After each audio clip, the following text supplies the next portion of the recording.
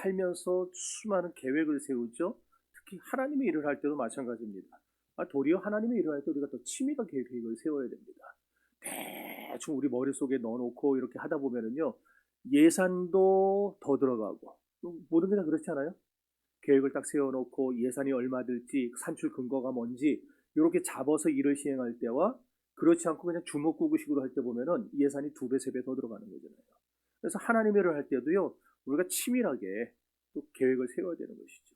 바울도 그랬습니다. 제1차 전도 여행을 마치고 안디옥으로 돌아와서 전열을 다시 가다듬는 겁니다. 왜냐하면 1차 전도 여행 때 바나바와 싸우고 헤어졌잖아요. 마가 때문에 심하게 다투고 다시는 안 볼 것처럼 하고 헤어져 버렸습니다. 그러니까 이제 다시 팀을 꾸려야 되니까 전보다 더 열심히 준비를 하겠죠. 그리고 더 큰 비전을 품기 시작했습니다. 비록 마가 때문에 바나바와 갈라지긴 했어도 복음 전파 사역을 멈출 수는 없으니까. 그래서 제2차 전도 여행 계획을 세우게 되는 겁니다. 그래서 사도행전 15장 36절부터 18장 22절까지가 제2차 전도 여행에 관한 내용들인데, 여기 보면은 안디옥을 출발해서 다시 안디옥으로 돌아올 때까지 13개의 도시를 들르게 됩니다. 13개 도시를 지나는 아주 대장정의 전도 여행을 하게 되는 거예요.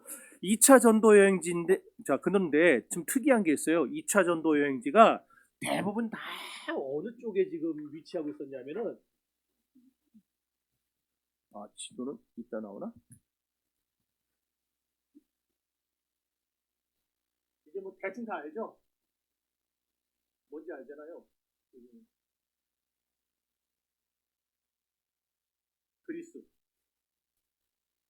대국, 이스라엘, 여기가 소아시아, 안디옥이 여기라고 그랬어요. 안디옥에서 출발해서 다시 안디옥으로 돌아오는 게 13개 도시를 돌았다 그랬는데, 이 특징이 2차 전도 여행하고 1차 전도 여행 특징은 뭐냐? 전부 지금의 터키, 여기가 터키죠? 나만 하는 얘기더라고요, 그죠? 네, 터키의 서부 지역에 집중되어 있습니다. 2차 전도 여행의 그 전도지는요. 자, 그런데 어쨌든 이 두 번째 여행은요, 굉장한 고난의 연속이 됩니다. 앞으로. 그렇지만 고난이 큰 만큼 모두 컸느냐 하면은 놀라운 하나님의 역사가 강력하게 쏟아지는 그런 전도 여행이 되는 거예요.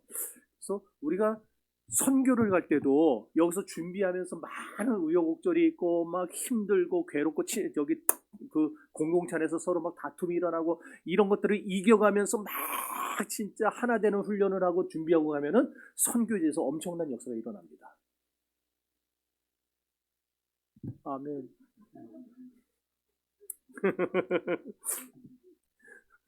여러분, 바울이 그럼 이 고난을 많이 당했다고 하는 게 단지 당시에는 뭐 지금처럼 뭐 철도가 있는 것도 아니고 기차가 있는 것도 아니고 뭐 이러니까 차가 있는 거 아니고, 그러니까 뭐 걸어서 여행하는 사람들이니까 뭐 그러니까 힘들었겠지, 이게 아니겠죠, 그죠? 바울이 지금 고난 당했다라는 건 그런 정도의 뭐 차가 없어서 오래 걸었다 그런 고난이 아니고 진짜 중요한 고난이 바울을 기다리고 있었는데, 자, 그러면 이제 먼저 2차 전도여행의 발자취를 한번 살펴보도록 하겠습니다.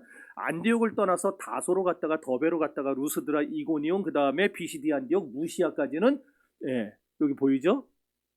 잘 보세요. 거기까지는 계획대로 다 됐어요. 안디옥 떠나서 더베, 루스드라, 이고니온, 비시디 안디옥, 그 다음에 무시아가 안 나오죠, 여기 지금. 무시아가 어디냐면은 비시디 안디옥 위쪽을 무시아라고 불러요. 무시아죠. 그리고 여기가 지금 갈라디아 지방이에요. 비시디 안디옥을 보면 중간이 갈라디아, 위에가 무시아. 아시겠어요? 자, 근데 무시아까지는 사도 바울이 계획 세운 대로 다 됐다는 거예요. 그런데 문제는 이제 무시아에 도착했을 때 벌어지게 됩니다. 거기서 아주 충격적인 일이 생기죠. 따라합시다. 성령이 아시아에서 말씀을 전하지 못하게 하시거늘. 바울의 2차 선교 여행지는 전부 어디라 그랬어요? 터키 서부 쪽. 아시아잖아요. 소아시아. 소아시아에서 이번엔 난 소아시아에서만 말씀 전한다라고 완전히 작정을 딱 했는데 성령이 그걸 못하게 하신다는 거예요. 그러니까 바울이 자신은 최선을 다해 준비했는데 하나님이 거절을 해버린 겁니다. 퇴짜를 났어요. 여러분도 그럴 때 좀 어떠세요, 여러분들은? 난 정말 열심히 준비했는데 목사님이 아이 그거 하지 마세요. 김 팍 쐬면서 막 시험 들지 않아요? 시험 들지 마세요. 앞으로 제가 그래도 성경도 그러시는데 뭐. 그 하나님 거절을 봐요. 그래서 여기서 우리가 질문이 하나 나올 수 있죠. 하나님 도대체 내가 왜 선한 일을 하려는데 우리 금요 철야 때 선한 일이 뭐라 그랬어요? 하나님을 믿는 일이라고 그랬죠. 복음 전하는 일이라고 그랬죠. 선한 일 중에 제일 선한 일은 복음 전하는 일이라고 그랬어요. 그러니까 지금 그런 관점에서 볼 때 지금 복음 전하려고 바울이 다 계획을 세우고 선한 일을 하고 있는데 왜 하나님 막으시는 걸까? 이해가 되세요? 오늘 본문은요, 그래서 2차 전도 여행 중에 가장 당혹스러운 순간을 지금 얘기를 합니다. 그리고 이런 정체를 통해서 뚫고 일어나는 폭발적인 부흥의 역사에 대해서 보여주는데, 이런 과정을 통해서 우리는 우리가 믿는 기독교가 어떤 건지 한번 다시 정립해야 됩니다. 여러분, 우리가 믿는 기독교는요, 사람의 생각이 앞서는 종교가 아니에요. 네. 그럼 뭐가 앞서는 종교예요? 기독교는? 하나님의 뭐가? 하나님의 말씀, 하나님의 말씀을 하나님의 뜻이 말씀이니까 하나님의 뜻이 앞서는 종교예요. 우리는 내 생각대로 여기서 전도해야지라고 계획했더라도 하나님께서 아니다라고 막으시면 시험 들 게 아니고 하나님의 뜻은 여기에 있는가 보다, 저기에 있는가 보다, 거기에 우리가 순종할 줄 아는 거예요. 이게 신앙인이 성숙해가는 과정이에요. 믿습니까? 자, 그러면은 구원의 역사, 이런 교회의 부흥, 그리고 성도의 신앙 양상은 무엇을 기반으로 이루어지는가? 첫째는 뭐에서 이루어지냐면 교리적 바탕 위에서. 따라합시다. 교리적 바탕 위에서.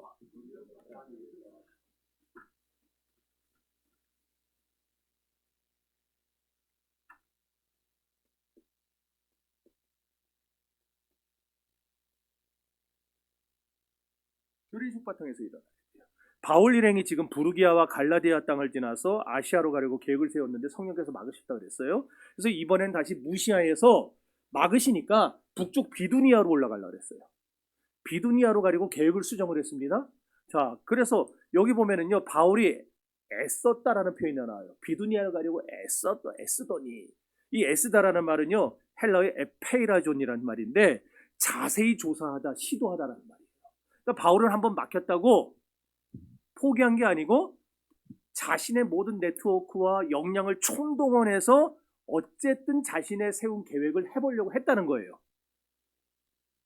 했어요? 그런데 7절 보니까 이번에 또 막죠.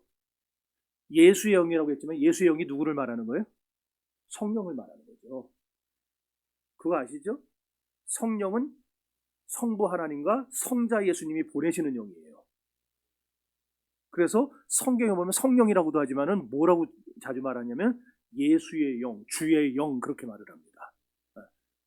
그런 게 있어요. 자, 근데 이번에도 어쨌든 성령께서 막으시는 거예요. 여기서 우리가 깨달을 수 있는 게 뭡니까 또? 기독교는 인간의 가능성을 타진하는 것이 아니라는 겁니다. 바울은 막히니까 또 다른 걸 해보려고 했는데 기독교는 그런 게 아니라는 거예요. 기독교는 하나님의 초자연적인 개입을 인정하는 겁니다. 그래서 사람의 눈으로 볼 때는 바울이 겪은 이 막힘은 실패 같아 보여요. 바울 이번에 두 번째 전도여행은 실패했구나. 근데 영적으로 보면 그게 아니죠. 왜냐하면 하나님의 작정은 사람의 열심보다 더 우선하고 성령이 금지하시는 이유는 더 큰 계시를 위한 준비 단계이기 때문에 그렇습니다. 그래서 바울의 눈에는 아시아 전도가 시급해 보였어요. 그러나 하나님의 시간표에는 아시아 전도보다 뭐가 먼저 보이느냐? 유럽의 관문인 마게도니아 전도가 먼저 거기에 적혀 있었던 겁니다. 이처럼 하나님은 때때로 우리의 기도에 노라공답하실 때가 있어요. 그러나 그걸 통해 우리를 더 나은 길로 인도하신다는 사실을 여러분은 잊으시면 안 됩니다. 이거는 예가 우리 역사에도 있는데 우리나라 역사는 아니고 여러분 허블 우주망원경이라는 거 아세요? 들어보셨어요?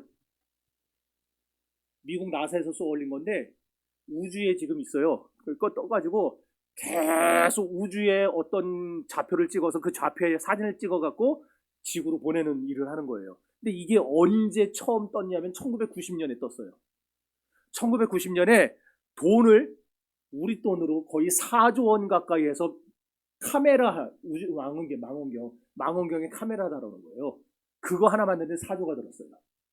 그래서 띄웠는데 이 망원경이 최초에 전송한 사진이 왔어요. 근데 초점이 너무 안 맞아서 흐릿한 겁니다. 저거예요. 첫 번째 찍어온 사진이.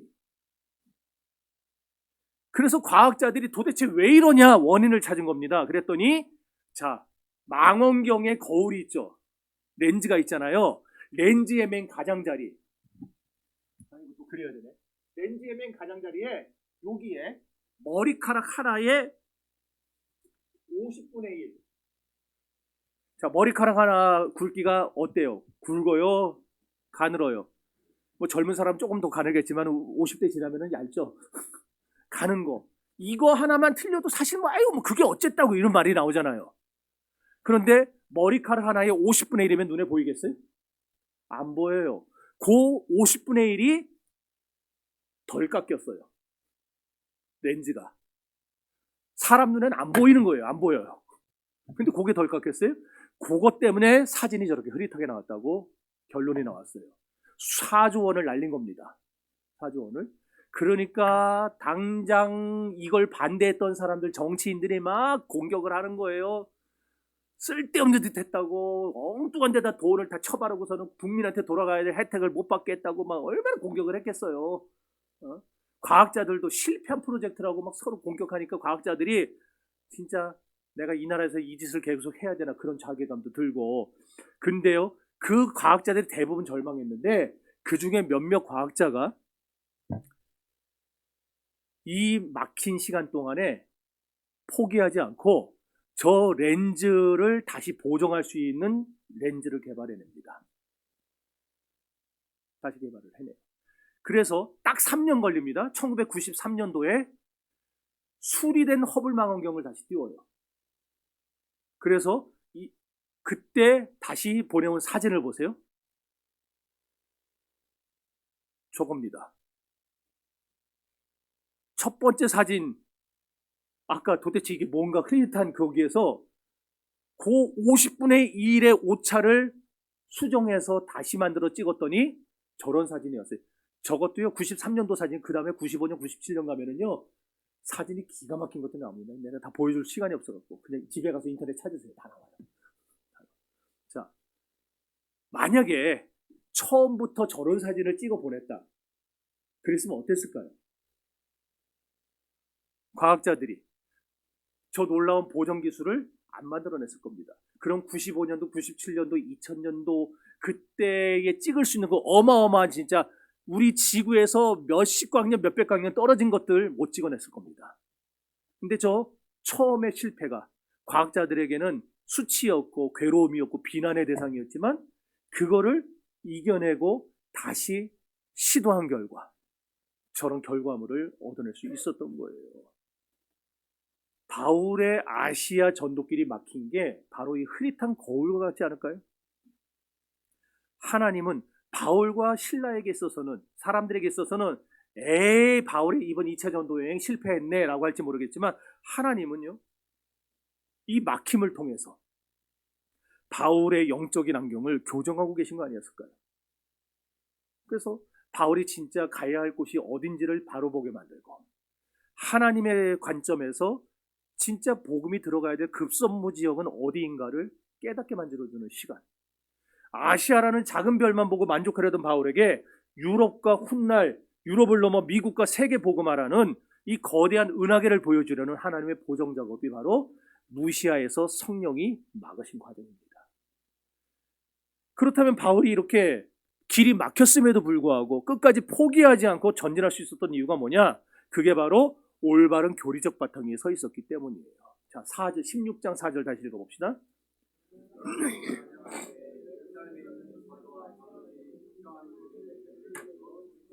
아멘. 자, 우리 오랜만에 오후 예배를 해서 그런지 몰라도 예루살렘 총에서 작정된 규례 기억나세요?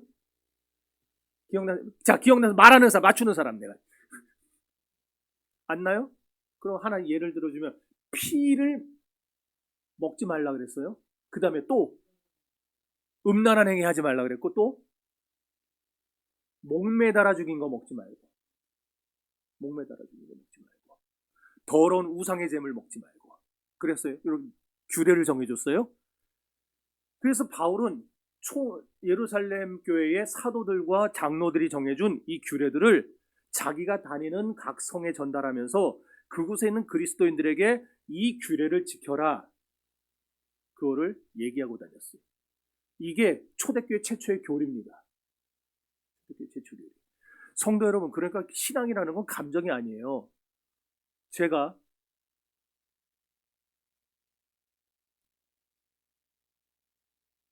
옛날에 청년 시절에 우리 찬양단을 제가 인도를 한 적이 있어요. 우리 고등부 애들 데리고 그 청년부에서 청년들 같이 찬양단 조직하고 벌써 꽤 오래됐죠. 40여 년이 가까웁니다. 근데 그때는 지금처럼 이렇게 찬양 사역자들이나 뭐 이런 여기들이 많았던 때가 아니고, 그때 우리 때 활동했던 사람들은요, 최인혁 씨, 그리고 한참 뒤에 박종호 씨가 나오고, 소리엘은 우리가 20대 됐을 때 나왔고, 그런 그 정도였어요. 그리고 그때 제일 많이 했던 게 찬미예수, 그거 가지고 그냥 집회하는데, 찬양 집회가 있긴 있었어요, 그때도. 그래서 한 번씩 아이들을 데리고 찬양 집회 가면은요, 애들이 겉으로 볼 땐 굉장히 은혜 받는 것 같아요. 막 눈물 흘리면서 막 찬양하고 해요. 데려간 저도 참 만족합니다. 아, 참 애들이 은혜를 받는구나. 그런데 돌아와서 보면 생활이 안 바뀌어요. 분명히 애들이 은혜 받은 것 같은데 왜 생활이 안 바뀔까? 감정으로 받아서 그래요. 신앙은 감정이 아닙니다. 우리 마음이 좀 센티멘탈해지고 뭐 여기가 어디 한 군데가 좀 찌릿찌릿해오고 아련하고, 그게 우리가 믿음이 아니고 신앙이 아니에요. 근데 우린 그걸 자꾸 착각해요. 그게 믿음이라고. 신앙은요, 원리가 신앙입니다. 원리가 뭐냐? 우리 몸으로 말하면 뼈대예요, 뼈대. 사람이 뼈가 없으면 서 있을 수 있어요? 이리지?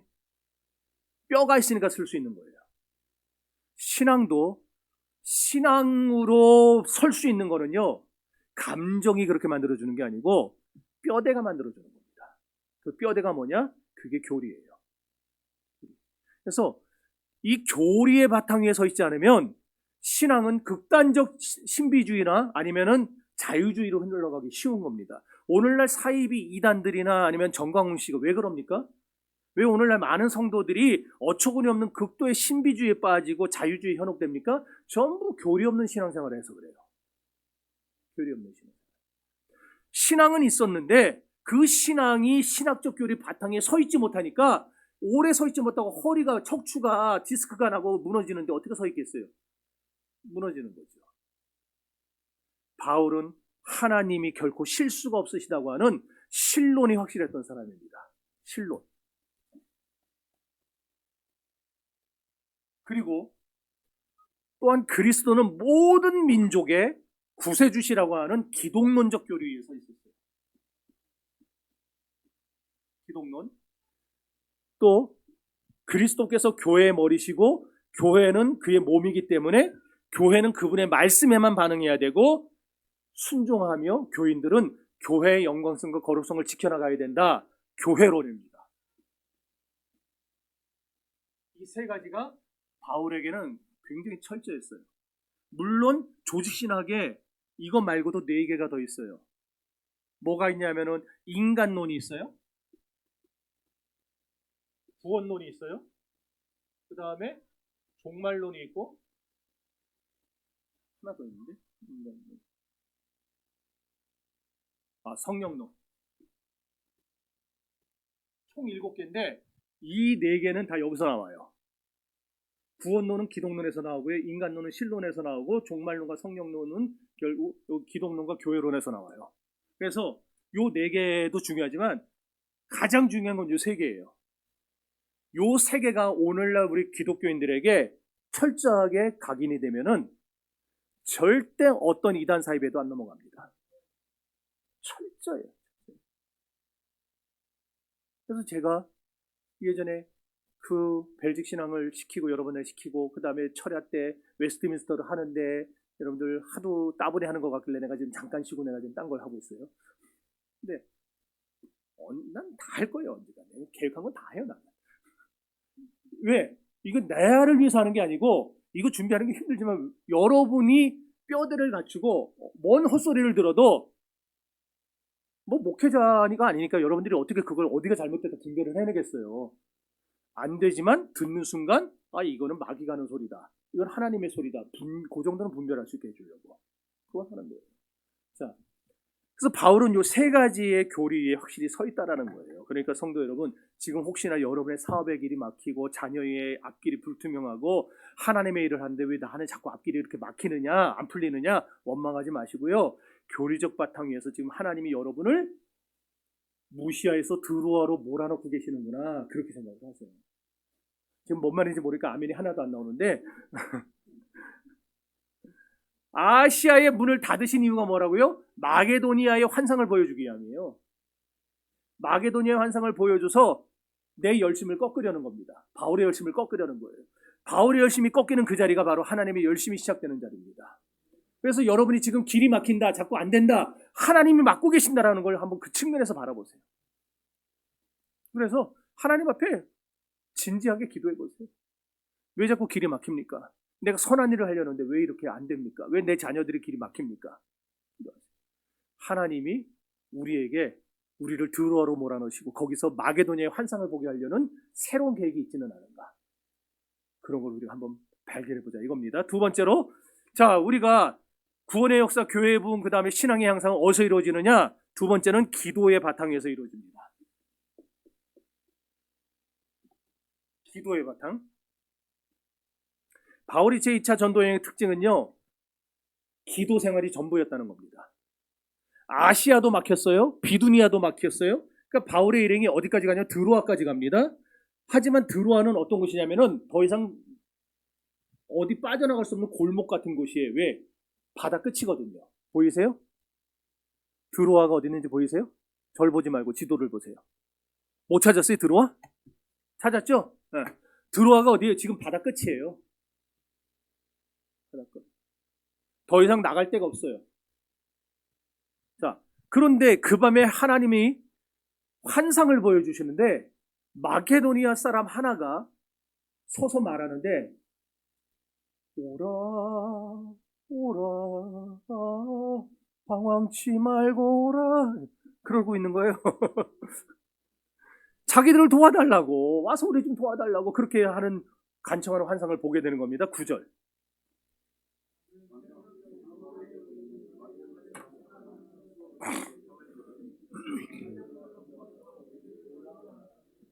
아멘. 이 환상은 자다가 우연히 꾼 개꿈이 아니에요. 그죠? 바울의 전도여행은 아까 얘기했지만 기도 생활의 결정체라고 했어요. 기도 생활이 전부예요. 바울의 2차 전도여행은. 그래서 바울은 어떻게 기도하냐면 이따 얘기하겠지만 습관적으로 기도하고 하나님의 뜻을 할 때까지 기도했어요. 자, 길이 막혔을 때 바울은 사람과 의논하지 않았다라는 겁니다. 환경을 분석하며 주저앉지도 않았어요. 그는 왜 하나님이 막으셨는지를 묻는 기도의 방으로 홀로 들어갑니다. 기도가 뭐냐? 지난 고난주간 특세에서 기도는 내 뜻을 관철시키는 도구가 아니라 하나님의 섭리를 알아내는 최선의 길이 기도라고 말씀을 드렸어요. 그러니까 기도하기 전엔 드로아의 밤이 고통의 밤이었어요. 왜 막으실까? 왜 막으실까? 하나님 도대체 왜 이러실까? 그랬는데 기도한 후에는 드로아의 밤이 하나님의 비전이 임하는 축복의 밤으로 변하고 맙니다. 또 우리도 그래요. 기도하기 전에는 이해가 안 갑니다. 기도하기 전에는 왜 그럴까 툴툴거립니다. 그러나 기도하고 나면은 하나님이 내 마음을 다 만져주시고 다스려 주시기 때문에 그래서 그렇구나. 주님의 뜻대로 되기를 원합니다. 이렇게 되는 거예요.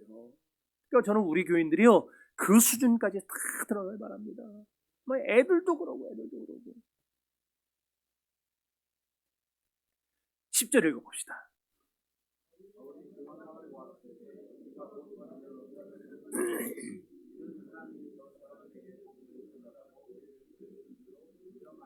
아멘. 여기 인정한다라는 단어가요 헬라어의 쉰비바존테스라는 말인데 이 쉰비바존테스는 여러 가지 파편을 하나로 맞춰서 결론을 낸다는 뜻이에요.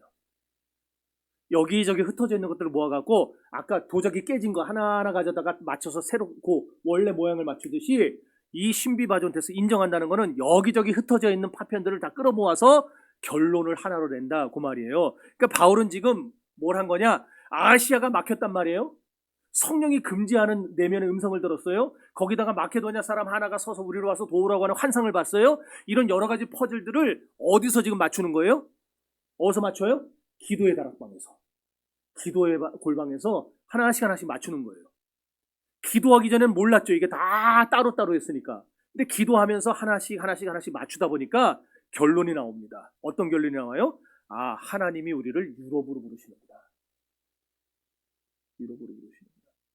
물론 그 당시에 유럽이란 말 자체도 없었지만은 하나님 우리를 저곳으로, 저쪽으로 부르시는구나. 이런 북극해 연안에 가면은요, 노르웨이 국가 영토입니다. 스발바르제도라고 하는 이렇게 큰 섬이 있어요. 큰 섬이 있는데 북극해면은 추울까요? 따뜻할까요?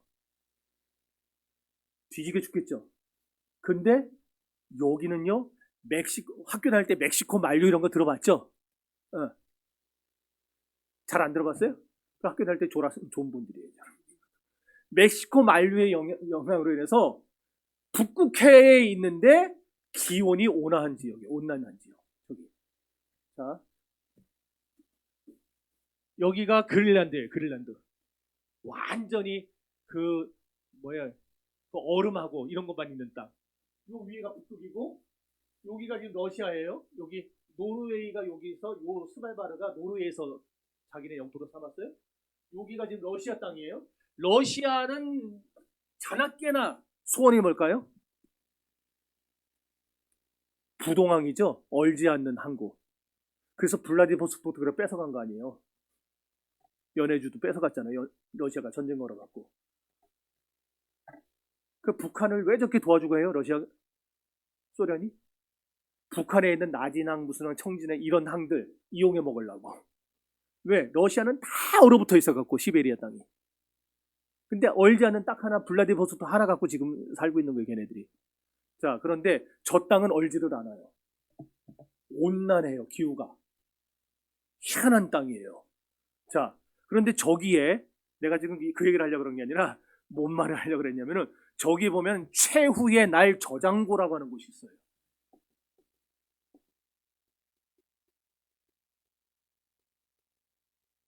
최후의 날 저장고.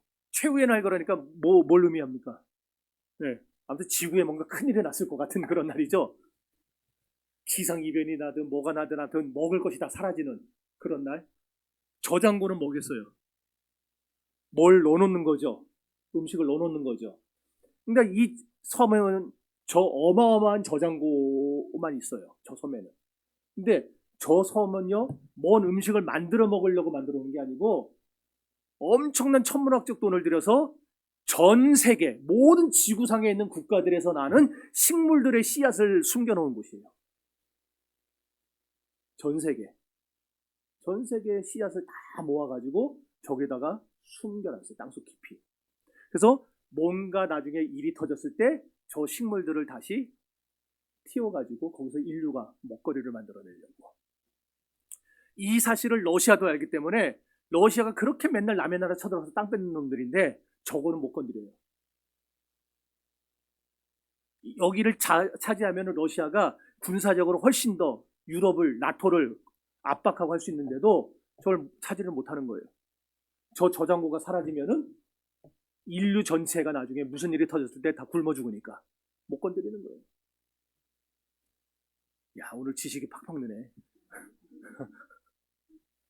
자, 말씀을 준비하면서 제가 묵상을 하는데 기도가 마치 저장고 같다라는 생각이 들었어요.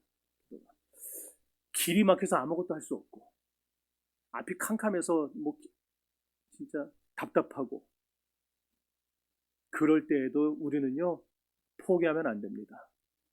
우리는 계속해서 기도의 골방에, 기도의 저장고에 우리가 기도의 씨앗을 숨겨놔야 돼요. 당장 싹은 안 나도 하나님의 때가 되면은 분명히 바울이 저장한 씨앗이 마케도니아라고 하는 거대한 숲을 이루게 되잖아요. 나중에 그와 마찬가지로 우리의 기도도 지금 당장 싹은 안 나요. 열매는 안 나요. 그러나 우리가 이걸 저장해 놓으면 언젠가 열매 맺을 날이 온다니까요. 그래서 제가 우리의 기도는 저 저장고와도 같다. 그래서 저거를 내가 몇 시간을 뒤져보고 찾아냈어요. 내가 스발바르제도 저거를. 언젠가 한번 들었는데 이름이 기억 안 나가고 저걸 그냥 인터넷에 막 하니까 얘가 또 엉뚱한 걸 보여주고. 바울이 드로아에서 묻은 기도의 씨앗이 결국 유럽 복음화라고 하는 인류 역사의 거대한 수확을 가져왔음을 기억하는 여러분들 되시기를 바랍니다. 그래서 평소에 기도의 무릎을 많이 꿇어놓는 사람이요, 위기를 쉽게 벗어납니다. 그 사람이 뭐 대단해서 위기를 팍팍 벗어나는 게 아니고요, 우리 눈에 볼 때 쉽게 저 사람 참 인생 쉽게 산다라고 하는 게 왜 그러냐, 평소에 기도의 무릎을 많이 꿇어놓고 기도의 저장고에 많이 심어놨기 때문에 하나님이 그 기도의 힘으로 넘어갈 힘을 주시는 거예요. 장각에 다녀오신 분들 계시죠? 장각에 갔다 오신 분들 손 들어보세요. 근데 분명히 아는데 손은 안 드네. 장각에 갔다 오신 분들 왜 손은 안 든대? 내가 뭐라 그럴까 봐. 뭐라 안 그래요. 물어보세요. 갔다 왔는데 잊어버려서. 그거 기억나요? 장각에 가면은요, 여러분 갔다 왔을 때 몇 년 전에 갔다 오셨어요? 아, 못 갔다고? 못 갔는데 왜 갔다 온 것처럼 그래요? 갔다 오신 분들 혹시 최근 한 2, 3년 새에 갔다 오신 분들 없어요? 장가게도 안 갔다 오시고. 하긴 나도 안 갔다 왔으니까. 근데 내가 방송에서 봤는데 장가게 가면 그게 있대요. 로봇다리? 알아요? 로봇다리? 요 다리에다 이렇게 했는데, 나 뭘로 만드는 용수철을 한 건지 뭔지, 계단 오를 때나 이렇게 올라갈 때 아주 쉽게 올라간대요. 힘도 하나도 안 들고. 근데 이거를 꼈더니 다리가 후들거리고 막 저기 아파갖고 못 걷는다 그러더라고요. 기도가 그런 거예요. 평소에 기도를 우리가 많이 쌓아놓고 훈련을 해놓으면은요, 정작 그런 순간에 기도가 우리를 술술술 그냥 넘어가게 해주는 겁니다. 믿습니까? 그래서요, 기도는 훈련이에요. 훈련. 철야를 몇 번 참석하신 분들은 제 말을 이해가 될 겁니다. 저는요, 기도 제목을 철야를 제가 처음 부임했을 때 지금 7년째인데 철야 기도 제목 바뀌었나요? 안 바뀌죠? 그때부터 지금까지 똑같은 기도 제목을 다 드립니다. 왜 그럴까요? 여러분한테 기도 훈련시키려고. 그럼 또 그러는 분이 있더라고요. 아, 내가 뭐 기도를 못하는 것 같다는데 무슨 훈련을 저렇게 하냐고. 왜냐하면 진짜 위기 만나죠? 기도가 안 나옵니다. 진짜 위기 한번 만나보세요. 안 나와요, 입에서. 그리고 기도할 생각도 못합니다. 너무 이게 하늘이 무너진 것 같고 기가 막혀갖고 기도가 안 나와요. 그런데 기도를 훈련해 놓으면요, 정말 말도 안 되는 그 상황 속에서 내 입이 열리고 평소 훈련했던 기도들이 나옵니다. 그러다 보면은 거기에 하나씩 하나님 이거 이제 해서 기도가 풍성해지고 기도의 문이 터지게 되는 거예요. 그래서 기도를 훈련시키는 거예요. 그러니까 여러분 그걸 잘 아시고, 제가 하는 건 다 이유가 있구나, 목사님에겐 다 계획이 있구나 생각하고 따라오시면 됩니다. 왜 잣장은 아멘을 안 해요? 할렐루야! 자, 그래서 위기 때 습관적으로 기도가 나오게 만들려면은 기도를 평소에 훈련 잘 해놓으셔야 되는 거예요. 그래서 새벽 예배 때도 처음에 제가 막 기도 제목 막 줄 때 몰랐죠? 뭔 말인지. 내가 워낙 빨리 말하니까 막 그냥. 근데 지금은 어때요? 다 머릿속에 들어있잖아요, 기도 제목이. 그래서 이런 옛날하고 지금은 똑같잖아요. 한 다음에 다 같이 두 손 들어 통성으로 기도하다 자유롭게 돌아가시기 바랍니다 하면 여러분 다 하잖아요, 기도. 그게 왜 그래? 훈련이 돼가고 있어서 그래요. 훈련이 돼가고 있어서. 특별한 거 안 알려줘도 본인들이 탁탁탁 정해진 그 머릿속에 지금 들어와 있는 거에 따라서 그 순서에 따라 착착착착 기도해 나가고, 그러다 누가 나한테 기도 부탁하고 생각하면 거기 또 하나 집어넣고, 이러면은 기도 시간이 풍성해지는 거예요.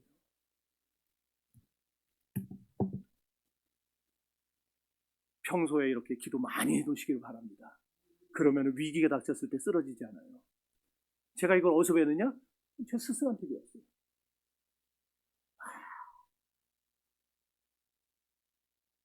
중학생 애들, 저 중학생 때 중학생 애들 딱 잡아놓고선 강대상 요 밑에 무릎 꿇는다고요. 와, 그때는 이제 마루바닥 얼마나 무릎 아파요. 방석도 이렇게 두꺼운 방석 없잖아요. 자주색 그 얇은 방석 그거 하나 막 무릎 베는데 그냥 막 이러고 코 막 이러고 그러면은 가만히 있어 이러면서 어디 말씀을 전하는데 움직이냐고. 지금 여러분처럼 그래 못해요. 졸면 저기 가서 서 있으라 그러고 나가서 서 있으라 그러고. 그러면서 훈련을 받았어요. 그러면서 기도를 시키는데 우리 중학생 애들 데리고서는 막 1시간, 2시간씩 기도 훈련을 시키고 목사님은 또 힘들면 잠깐 쉬어요. 들어가서. 근데 우리한테는 계속 기도하세요. 그러고 따라가요. 또 나와갖고 또 우리는 모르잖아요. 또 그럼 나와갖고 또 목사님 또 주야 하면 또 우리 목사님 계속 기도하시나 보다 그러고 또 그런 식으로 훈련을 받았어요. 근데 그게 진짜 나중에 제가 다 기가 막힌 일을 당하니까 그때 나오더라고요. 여러분, 그러니 당장은 싹이 안 나도 열심히 기도의 종자를 심어 놓으시기 바랍니다. 반드시 그 훈련이 빛을 발하는 날이 올 겁니다. 기독교는 사랑과 의논하는 종교가 아니에요. 바울이 사랑과 의논하지 않아요. 오늘 엘리야가 사르밧과 의논하지 않았잖아요. 왈가왈부하지 않았잖아요. 또 사람의 생각이 앞서는 종교도 아니에요. 기독교는 언제나 하나님의 뜻을 앞세우고 하나님이 일하심을 선포하는 게 기독교예요. 그러니까 하나님의 뜻이 언제나 내 생각보다 앞서야 된다는 거 기억하시기 바랍니다. 이것이 기독교의 특성이요 복음의 성질이에요. 기도란 바로 이런 하나님의 뜻을 알고 그 섭리를 아는 최선의 길인 동시에 하나님의 도움을 구하는 최고의 길이라는 사실을 믿으시기를 바랍니다. 아마도 의지할 데 없는 이방의 여러 지역을 전전하면서 복음을 전했던 바울에게는 오직 기도만이 무기였고 위로의 관문이었습니다. 그래서 10절 보니까 바울이 하나님의 뜻을 알기까지 기도했다 그랬어요. 또 13절과 16절에서 습관적으로 기도했어요. 25절에서 하나님의 역사를 체험하기까지 기도했어요. 그렇게 기도하니까 환상을 보는 거예요. 기도 조금 하다가 가고 기도하셨으니까 이해했습니다. 여러분 찔끔찔끔 그냥 세 발에 피같이 하면서 기도했다고 하지 마시고 하나님의 뜻을 알 때까지 집중해서 기도해보세요. 그러면은요 뭐가 돼도 됩니다. 꼭 내가 지금 여러 번에 뭐 합시쇼 그러면 아멘을 안 하더라고. 부담을 갖고 안 하는 건지. 우리 합시다. 네. 기도합시다. 네. 할렐루야. 네, 됐어요. 자, 그래서 바울이 기도 중에 이제 자기가 하나님의 뜻을 아니까 자기 뜻을 꺾죠. 그래서 루디아를 만나게 되는 거예요. 빌립보 성에 건너갔다가. 그래서 복음 전파의 길을 열게 되는데 여기서 우리는 기도라는 게 영계의 신비고 사랑의 셈이고 이적의 원천이라는 사실을 깨닫게 됩니다. 성도 여러분, 지금 여러분들에게도 누군가가 건너와서 우리를 도우라는 그런 환상이 있을 겁니다. 근데 우리의 눈이 아직 닫혀 있어서 안 보이는 거예요. 바울도 아시아에만 집중됐을 때는 안 보였어요. 그게. 그런데 그가 기도의 골방에서 기도하면서 퍼즐을 맞추다 보니까 그게 보이는 거죠. 여러분들도 하나님 앞에 기도하면서 여러분의 도움을 필요로 하는 곳을 발견하시기 바랍니다. 물론 그것이 가정이 될 수도 있어요. 여러분의 무너진 가정이 될 수도 있고 여러분의 소외된 이웃이 그 마게도니아 사람일 수도 있고 이제 그 마게도니아를 여러분들이 붙잡고 기도의 안테나를 높이세요. 길이 막혔다고 느낄 때는요, 기도로 뚫어내는 영성이 필요합니다. 기도로 뚫어야 돼요. 기도로. 하나님의 사인은 기도하는 자에게 선명하게 들려옵니다. 자, 마지막 세 번째로 이 구원의 역사, 교회봉 신앙의 향상은 어디서 이루어지느냐? 어디서 이루어져요? 네, 말씀의 바탕에서.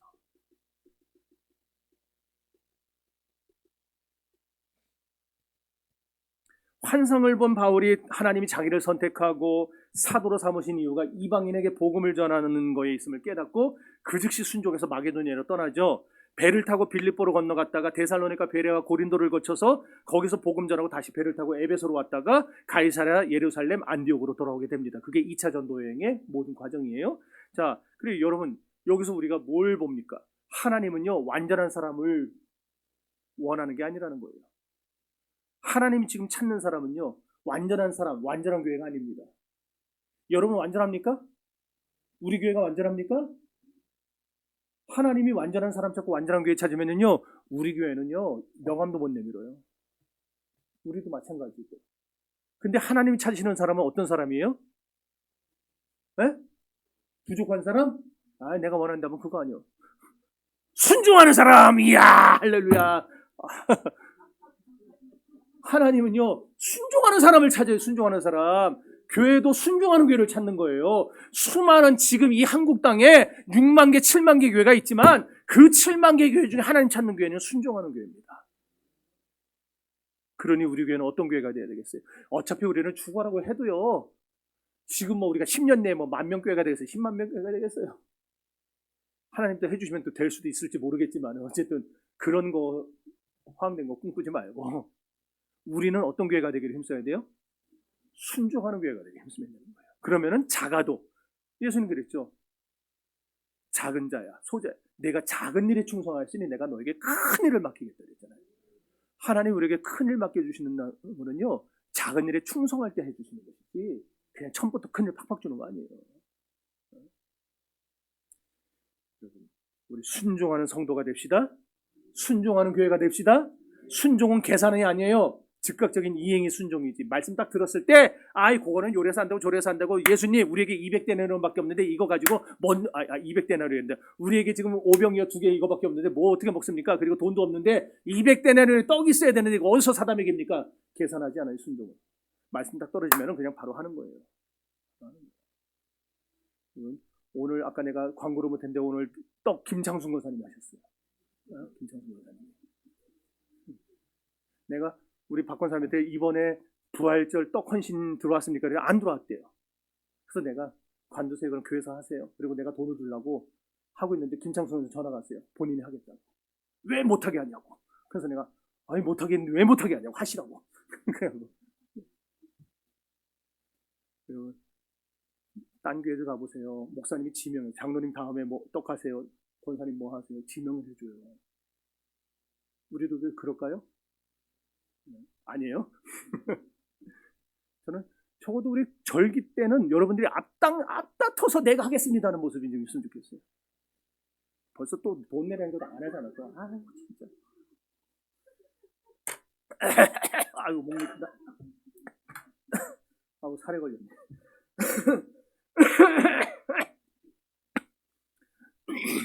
자, 그런데 빌립보에 도착해가지고 바울 일행이 제일 먼저 한 일이 있어요. 뭐냐? 13절.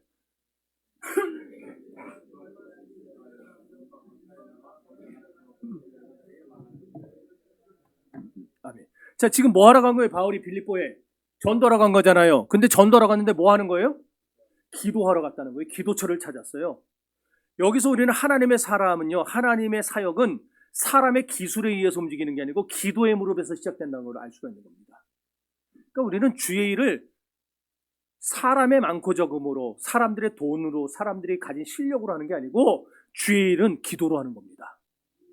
기도로. 그래서 기도하다 보면은 막 앞장서서 막 하게 돼 있다니까요. 그렇게 기도할 곳을 찾으러 나간 곳에서 바울은 전도의 기회도 맞이하잖아요. 거기 누가 와 있어요? 자주장사 루디아가 와 있어요. 근데 여기서 성경이 아주 놀라운 사실을 기록하고 있죠. 14절 보세요. 14절 보면 주께서 그 마음을 열어 바울의 말을 따르게 하신지라. 루디아의 마음을 열어서 바울을 본 적이 없어요. 지금 처음 봤어요. 여기서 루디아가 빨래하고 있는데 빨래터에 바울이 나타났어요. 빨래터 맞나? 뭐 강가에 모인 여자들 맞아. 빨래터 빨래하고 있는데 바울이 나타난 거예요. 근데 바울이 거기서 여기 어디 조용하게 기도할 만한 곳이 있습니까? 나는 하나님을 믿는 사람인데 졸졸졸졸 얘기하는데 별 얘기 듣지도 않았는데 성령이 감동하니까, 주님이 감동하니까 루디아 마음이 활짝 열려서 아니 내가 저 바울이 하는 말을 내가 좀 따라서 하고 싶다. 그런 생각이 든 거예요. 이렇게 바울은 심었어요. 여러분 루디아의 마음을 연 게 뭐예요? 바울의 화려한 운건술이었습니까? 아니죠. 바울은 그냥 기도하고 조곤조곤히 전도했더니 하나님의 불가항력적인 은혜가 루디아의 마음을 확 열어버린 겁니다. 그래서 바울이 그 말을 했죠. 나는 심었고 아볼로는 물을 주었을 때 자라게 하시는 이는 여호와시니라. 하나님이십니다. 그러니까 여러분도 전도를 어렵게 생각하지 마시고 기도하고 나가서 조곤조곤 얘기하면 돼요. 들어먹든 안 들어먹든. 그래서 조곤조곤 얘기하면은 성령이 감동하면은 열릴 것이고, 만약에 감동 안에서 열리지 않았어. 그러면은 이 사람은 지옥 백성이야 그러지 말고 넌 지옥 가 이 자식아 그러지 말고요. 다음에 또 만나가지고 또 전하면 되는 거예요. 그렇게 하다 보면은 언젠가 주님의 때에 내가 찍은 사람은 반드시 하나님 구원할 줄 믿으시기 바랍니다. 태신자 전도도 그거예요. 태신자 전도도요. 우리가 태신자 자꾸 힘들게 어렵게 생각해서 여러분들 작정도 안 하고 작정하라면 맨날 작정하는 척만 하면서 저만 이렇게 보고 있다가 빈종이 내고 그러는데 태신자 전도 그러지 마세요. 또 작정은 했는데 또 교회로 인도할 날 딱 되면은요 막 그냥 괜히 불안해하고 또 목사님이 또 나한테 뭔 소리 할까 그러지 마세요. 기도가 충분했나만 돌아보세요. 여러분의 기도가 충분하면은요 하나님이 빨래터에 나가서라도 루디아를 만나게 하십니다. 빨래방에 가면은 하나님이 루디아가 와 있게 한다니까요. 슈퍼에 가도 만나게 하시고 우리 교회도 그런 분들 있잖아요. 아니 나 당신 가는 교회 거기 좀 가면 안 되겠냐고. 자기들이 와서 그런다니까요. 그러니까 바울처럼 기도를 매일 심는 사람 되기 바랍니다. 그럼 하나님이 만나게 해주실 거예요. 자 이제 우리 더 해야 되는데 내가 시간 때문에 자, 이건 뭐 다 넘어가고 자 어쨌든 이렇게 루디아가 은혜를 받고 나서 자기에게서 가장 중요한 공간인 집을 교회로 내놓습니다. 15절 보면은 뭐라 하느냐? 나를 주 믿는 자로 알거든 내 집에 들어와 머물라. 우리 집에 들어와서 잠깐 쉬세요가 아니에요. 이건 자기 집을 교회로 바친 거예요. 그래서 빌립보 교회는 그렇게 시작이 됐습니다. 루디아의 헌신과 열린 마음에서 교회가 시작됐어요. 여러분, 부흥에는 두 가지 면모가 있습니다. 하나는 16장 오늘 본문 5절에 나타난 성도에서가 늘어나는 양적 부흥이 있고요. 또 하나는 16장 34절에 나타난 기쁨이 충만한 영적인 질적인 부흥이 있습니다. 그런데 루디아의 집에서 일어난 부흥은요, 이 둘 중에 어떤 걸까요? 양적 부흥일까요? 질적 부흥일까요? 또 내가 또 뭘 꽈서 말할까봐 지금 아무도 대답을 안 해요. 둘 다에 둘 다. 루디아의 집에서는 양적 부흥들이라고 루디아 혼자만 예수 믿은 것 같았는데 그 뒤에 보면 이제 줄줄이 딸려오잖아요. 비엔나 소시지 오늘 비엔나 소시지 먹었죠. 줄줄이 딸려오잖아요. 네? 그리고 질적으로도 신앙들이 깊어져. 빌립보 교인들이 얼마나 믿음이 좋아집니까? 나중에 그렇게 되는 거예요. 한 사람의 변화가 온 집안의 구원으로 나타났고 그리고 한 도시의 복음화로 이루어졌어요. 이것이 우리 교회가 꿈꾸는 왕성한 부흥 안 보이냐? 가려졌어? 왕성한 부흥 흥황하는 교회의 이 모델이에요. 이것이 빌립보 교회가. 이것만 얘기하고 마칩시다. 1901년에요. 지중해 안티키테라 섬이라고 있어요. 거기에서 앞바다에서 그 침몰한 배가 있었는데 톱니바퀴 같은 조각들이 막 발견이 된 겁니다. 처음에는 그냥 단순한 돌덩이인 줄 알고 사람들이 다 무시했는데 수십 년이 지나서 어떤 사람이 그거를 어떤 학자가 X선 촬영을 통해서 다시 확인을 한 겁니다. 그랬더니 그게 2000년 전 고대 그리스인들이 천체 하늘에 있는 별들의 움직임을 예측하기 위해 만든 오늘날로 치면은 고대의 컴퓨터였어요. 그게 그 고대 컴퓨터 파편이었어요. 비록 바다 밑에서 2000년을 썩었습니다. 그런데도 그 설계의 정교함은 지금까지 남아서 오늘날 학자들 놀라게 만든 거예요. 아마 루디아라는 이 여인도요. 빌립보라는 거대한 세상 속에 묻혀 있었을 때는 이름 없는 돌덩이 같았겠죠. 그러나 설계자 하나님은 그녀를 건져 올리셨습니다.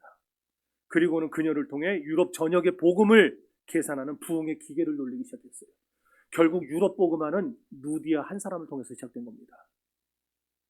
우리 주변에는요, 지금도 주님이 마음을 열어주길 기다리는 수많은 루디아들이 있습니다. 아마 여러분의 집에 가도 있을 겁니다. 김루디아, 이루디아, 박루디아 다 있을 겁니다. 전도는 내가 하는 것이 아니에요. 우린 그저 기도하고 강가로 나가서 말씀의 씨앗을 던지고 돌아오면 됩니다. 그러면은 그 마음을 여는 것은 하나님이 하실 겁니다. 여러분의 가정과 일터가 루디아의 집처럼 복음의 전초기지가 되기를 바라십니까? 그렇다면 먼저 말씀에 서십시오. 내가 변하면 내 집이 변하고 지역이 변합니다. 하나님의 사람이 가는 길은 언제나 탄탄대로가 아니에요. 때로는 아시아가 막히고 비두니아가 막히는 답답한 상황을 만날 때도 있습니다. 그러나 기억하세요. 막히는 것도 은혜입니다. 막히면 우리를 트로아로 인도해서 마케도니아의 환상을 보게 만드는 하나님의 전략이기 때문에. 그래서 우리가 이 부흥의 길을 가기 위해서 갖춰야 될 세 가지 길을 오늘 배웠어요. 첫 번째 길이 어디에, 첫 번째 바탕 뭐예요? 교리적 바탕. 두 번째 바탕은 뭐? 기도의 바탕. 세 번째 바탕은 말씀의 바탕. 이 세 가지 바탕 위에 오늘 우리 교회가 여러분이 바로 서야 됩니다. 그래서 이 한 주간 여러분의 삶의 현장에서 왕성한 부흥이 일어나게 되기를 축복합니다. 막힌 담 앞에서 주저하지 말고 강가로 나가 기도자를 찾는, 전도자를 찾는 바울의 야성을 회복하게 되기를 바랍니다. 루디아를 통해서 빌립보 교회가 세워졌듯이 여러분을 통해 이 지역사회, 여러분의 주변에 복음의 빛이 흥황하게 퍼져나가는 역사가 있기를 주님의 이름으로 축원합니다. 기도합시다.